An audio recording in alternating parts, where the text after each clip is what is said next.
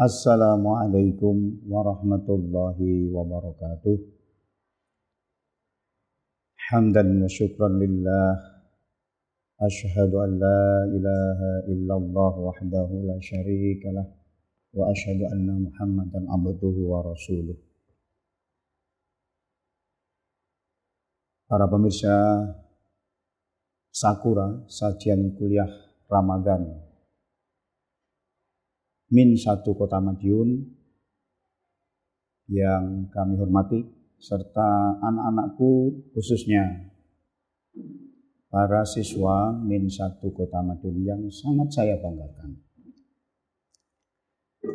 Pertama-tama marilah kita panjatkan puja dan puji syukur kehadirat Allah Subhanahu wa Ta'ala yang sampai saat ini masih memberikan kenikmatan yang besar kepada kita semua, sehingga kita dapat menyelesaikan puasa hari yang ke-12 dengan tidak ada halangan suatu apapun. Dengan harapan dan berdoa mudah-mudahan puasa kita di bulan ini, di tahun ini dapat kita laksanakan dengan lancar, dengan sempurna, kemudian bisa menambah dengan ibadah-ibadah yang lain yang nilainya sangat besar dan dilipat gandakan pahalanya oleh Allah Subhanahu wa Ta'ala. Amin Allahumma amin. Shalawat serta salam semoga tetap terlimpahkan kepada junjungan kita, Nabi Agung, Nabi besar, Nabi Muhammad sallallahu alaihi wasallam. Insyaallah apabila kita selalu menjunjung tinggi ajaran-ajarannya, mudah-mudahan kelak mendapatkan syafaat atau pertolongan dari baginda Nabi Muhammad SAW. Para pemirsa serta anak-anakku yang dirahmati Allah Subhanahu wa Ta'ala, pada pertemuan kali ini akan kami sampaikan yaitu tentang keutamaan menuntut ilmu di bulan Ramadan.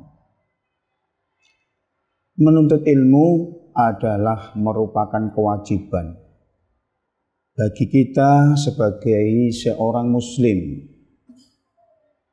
Bahkan di sebuah hadis disebutkan yang diriwayatkan oleh Ibnu Majah, Thalabul ilmi faridatun ala kulli muslimin wa muslimatin.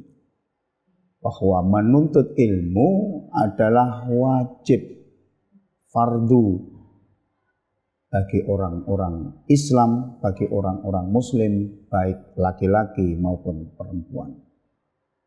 Di situ disebutkan baik laki-laki maupun perempuan, berarti kewajibannya adalah benar-benar diutamakan, diwajibkan bagi kita, bagi umat Islam. Apalagi menuntut ilmu yang kita lakukan di bulan-bulan seperti ini, di bulan-bulan Ramadan seperti ini. Sangat besar pahalanya, sangat besar keutamaannya. Wong ibadah sunnah saja dilipat gandakan pahalanya, apalagi ibadah wajib. Menuntut ilmu pun sangat besar keutamaannya. Para pemirsa, di antara keutamaan menuntut ilmu pada bulan Ramadan yaitu bahwa seseorang yang mau menuntut ilmu di bulan Ramadan seperti ini, yang pertama mendapat pahala seperti setahun. Coba bayangkan mendapat pahala seperti 1 tahun. Hal ini disampaikan oleh Rasulullah dalam sebuah hadis yang diriwayatkan dari Anas bin Malik radhiyallahu an. Nabi Shallallahu alaihi wasallam bersabda, barang siapa yang hadir di majelis ilmu pada bulan Ramadan, maka Allah akan menulis bagi orang tersebut tiap-tiap jengkahan kakinya sebagai ibadah 1 tahun. Sudah sangat jelas begitu besar pahala yang disiapkan oleh Allah bagi orang-orang yang rajin menuntut ilmu. Kemudian untuk keutamaan yang kedua, yaitu pahala dilipat gandakan. Sudah saya sampaikan tadi bahwa semua aktivitas amalan-amalan ibadah kita, baik itu wajib, apalagi wajib, maupun sunnah, mungkin bisa disebut mubah, Allah juga menyiapkan pahala-pahalanya. Hal ini juga ditegaskan dalam sebuah hadis Rasulullah Sallallahu Alaihi Wasallam. Beliau bersabda, maka berhati-hatilah kalian pada bulan Ramadan. Sesungguhnya kebaikan-kebaikan di bulan Ramadan dilipat gandakan. Pada apa-apa yang tidak dilipat gandakan dalam selain bulan Ramadan. Demikian pula kejelekan-kejelekan juga akan dilipat gandakan. Dari hadis ini kita harus berhati-hati karena kita memperbanyak amalan-amalan, tapi juga tidak kita harus berhati-hati agar tidak melakukan kejelekan, karena kejelekan itu juga akan dilipat gandakan dosanya, berarti bukan pahalanya. Kebalikannya seperti itu menurut hadis Rasulullah Sallallahu Alaihi Wasallam. Kemudian untuk keutamaan orang yang menuntut ilmu selanjutnya, yaitu diangkat derajatnya.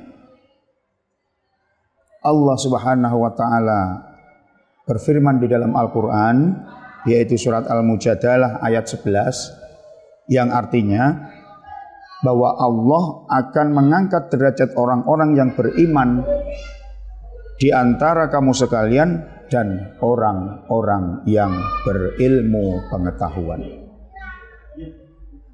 Kemudian yang keempat, pemirsa yang dirahmati Allah, menjadi pribadi yang takut kepada Allah Subhanahu wa taala.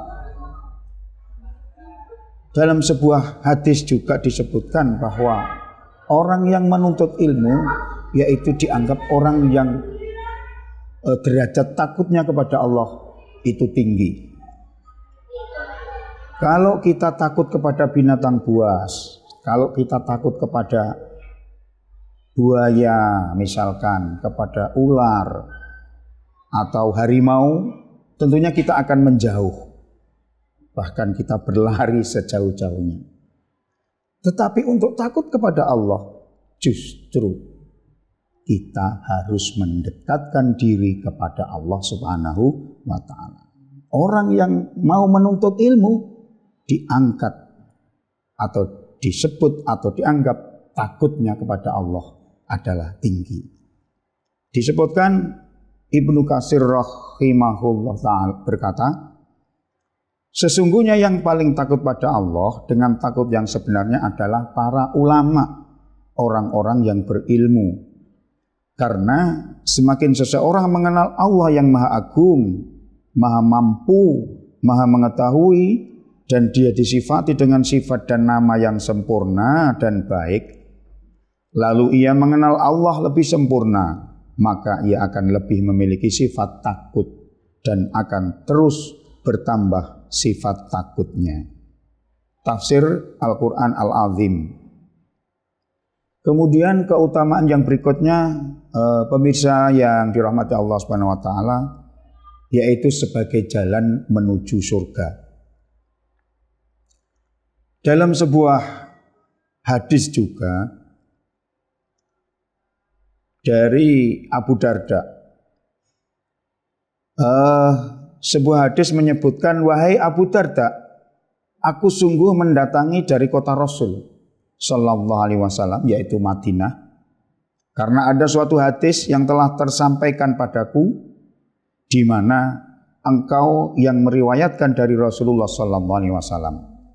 Aku datang untuk maksud mendapatkan hadis tersebut. Abu Darda lantas berkata, sesungguhnya aku pernah mendengar Nabi Muhammad Sallallahu Alaihi Wasallam bersabda, Barang siapa yang menempuh jalan untuk mencari ilmu, maka Allah akan memudahkan baginya, yaitu antara jalan menuju surga. Sesungguhnya malaikat meletakkan sayapnya sebagai tanda ridho pada penuntut ilmu. Sesungguhnya orang yang berilmu dimintakan ampun oleh setiap penduduk langit dan bumi, sampai pun ikan yang berada di dalam air. Sesungguhnya keutamaan orang yang berilmu dibanding ahli ibadah adalah seperti perbandingan bulan di malam badar dari bintang-bintang lainnya. Sesungguhnya ulama adalah pewaris para nabi, dan sesungguhnya nabi tidak mewariskan dinar dan tidak pula dirham. Barang siapa yang mewariskan ilmu, maka sungguh ia telah mendapatkan keberuntungan yang besar. Hadis riwayat Abu Daud. Kemudian untuk keutamaan berikutnya bagi orang yang rajin menuntut ilmu adalah mendapat seluruh kebaikan. Dinyatakan juga di dalam sebuah hadis dari Muawiyah,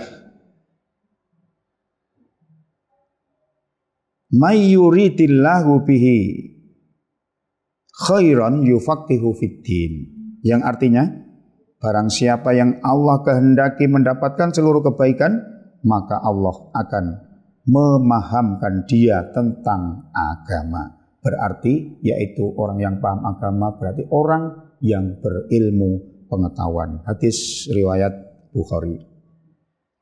Kemudian yang selanjutnya, para pemirsa Sakura dan khususnya anak-anakku yang sangat saya banggakan, yaitu merupakan amal jariah. Bagi orang yang menuntut ilmu, ini dianggap yaitu sebagai amal jariah. Dalam hadis dinyatakan oleh Rasulullah dari Abu Hurairah, Rasulullah SAW bersabda, idza matal insana inqata'a anhu amalhu illa min salasin, yaitu shadaqatin jariyatin aw ilmin yuntaba'u bihi aw waladin sholihin yad'ulah. Jika seorang manusia mati, maka terputuslah darinya amalnya kecuali 3 hal, yaitu sedekah jariah, ilmu yang bermanfaat, dan yang terakhir adalah anak yang soleh yang mau mendoakan kedua orang tuanya. Hadis riwayat Muslim. Pemirsa kaum muslimin rahimakumullah dan anak-anakku yang saya banggakan, untuk pertemuan kali ini mungkin ini yang bisa saya sampaikan. Mudah-mudahan dapat menjadi motivasi kita, motivasi anak-anak, agar jangan kendur, selalu bersemangat meskipun dalam suasana puasa seperti ini. Marilah anak-anak kita tingkatkan menuntut ilmu, mencari ilmu di mana saja, baik lewat televisi. Sekarang sangat mudah belajar apa saja. Anak-anak mesti di rumah juga punya HP. Manfaatkan untuk menuntut ilmu, untuk mencari ilmu yang bermanfaat.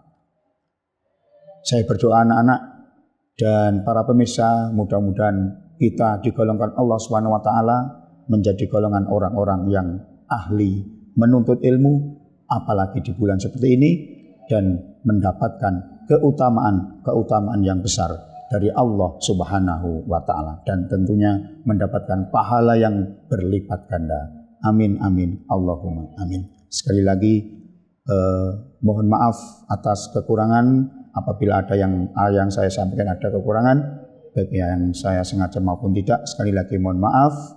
Akhirul kalam, billahi taufik wal hidayah, waridho wal inayah. Wassalamualaikum warahmatullahi wabarakatuh.